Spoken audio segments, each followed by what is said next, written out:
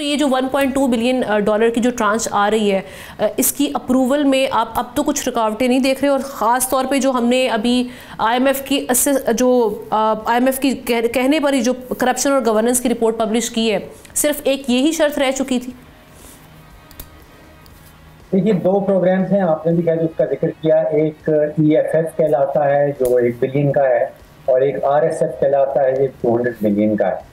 دونوں کو جمع کر لیں تو 1.2 بلین ڈالر کی یہ جو ٹرانچ ہے، میرے خیال میں کوئی رکاوٹ بچی نہیں ہے اس کی راستے میں، یہ پاکستان کو ڈسپرس ہو جائے گا۔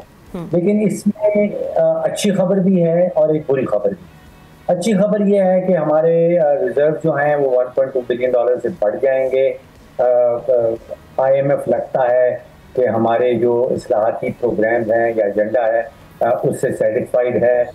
لگتا ہے کہ بین الاقوامی حمایت جو ہے وہ پاکستان کو موجود ہے، لگتا ہے کہ اس حمایت میں تسلسل بھی ایک واضح طور پہ نظر آ رہا ہے۔ یہ تو اچھی خبر ہے۔ بری خبر یہ ہے کہ پچھلے 75 سالوں سے ہم آئی ایم ایف کے ممبر ہیں، کوئی 25 پروگرام ہم کر چکے ہیں، اور سبق ہم نے 0/0 سیکھا۔ دیکھیے آئی ایم ایف کا جو اپنا چارٹر ہے، جو آرٹیکل 1 کہلاتا ہے آرٹیکل آف ایسوسی ایشن کا، اس میں آئی ایم ایف کی ذمہ داری نہیں ہے کہ اس نے کسی ممبر ملک کی معیشت کو درست کرنا ہے۔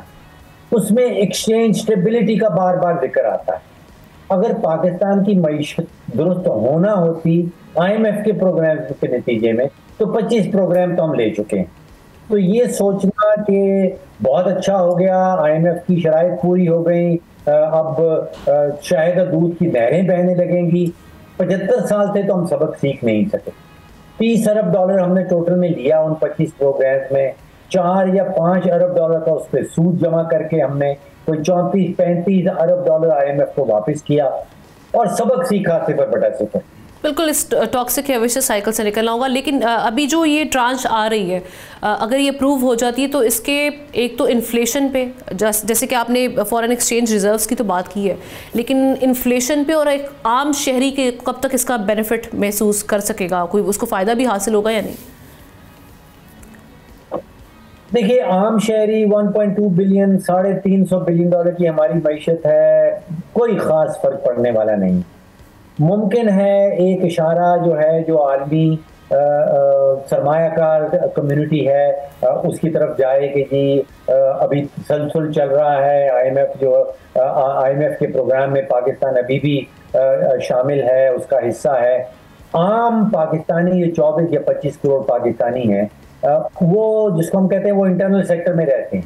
یہ ہم باتیں کر رہے تھے ایکسٹرنل سیکٹر کی۔ دیکھیے انٹرنل سیکٹر میں پرابلم یہ ہوا ہے کہ پچھلے 2.5-3 سالوں میں جو مہنگائی کی شرح ہے، مجموعی شرح جو ہے وہ کوئی 80-85% پہ چلی، اور عام پاکستانی کی اگر وہ خوش قسمت ہے تو شاید 8-10% تنخواہ بڑھ گئی ہو، ورنہ تنخواہ بڑھی نہیں۔ اب معاملہ یہ ہے قوت خرید ختم ہو گئی۔ اب بے شک جو مہنگائی کی شرح ہے وہ نیچے بھی آ جائے، اگر آپ کی اور میری جیب میں پیسہ ہی نہیں ہے تو پھر اس کا کیا؟ اب بجلی کا بل دینے کے بعد، گیس کا بل دینے کے بعد، بچوں کی فیس دینے کے بعد جیب خالی ہو جاتی ہے۔ تو اصل مسئلہ انٹرنل سیکٹر میں ہے، اور اصل مسئلہ 24-25 کروڑ پاکستانیوں کی قوت خرید کا ہے۔ سر آخری کوشچن کہ جو کرپشن اور گورننس ڈائگنوسٹک رپورٹ آئی ہے وہ بڑی امپورٹنٹ اور بڑی سگنیفیکنٹ تھی، اور بڑا انسسٹ کرنے پر ان کو یہ پبلش کرنی پڑی تھی گورنمنٹ آف پاکستان کو۔ سو یہ کہیے گا کہ اب ہمارے پاس ابھی بھی ہم سمجھتے ہیں کہ ہم ابھی بھی اس پر کوئی اقدامات کیے بغیر آئی ایم ایف کے اگلے پروگرام کا سوچ رہے ہوں اور اسی طریقے سے اپنے فنڈز جو ہے ریلیز کروا لیں، یا پھر یہ جو اصلاحات کرنے کے لیے آئی ایم ایف نے کہا ہے کہ اگلے 3 سالوں میں آپ کو یہ اصلاحات کرنی پڑیں گی، اس کے بغیر ہمارے پاس آپشن کوئی نہیں رہا اسلام آباد کے پاس؟ دیکھیے ابھی تک جو میں نے دیکھا ہے وہ یہ ہے کہ رپورٹ یہ کہتی ہے کہ آپ کی پاکستان کے اندر جو کرپشن سسٹمک ہے اس کے پیچھے جو سب سے بڑی وجہ ہے وہ سیاسی ہے۔ ہم جو جواب دے رہے ہیں وہ ٹیکنوکریٹک جواب دے رہے ہیں۔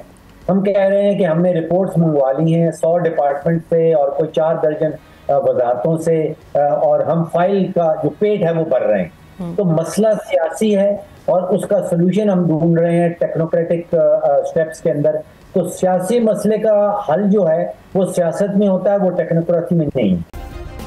सब्सक्राइब करें और बेल दबाएं ताकि कोई खबर रह न जाए।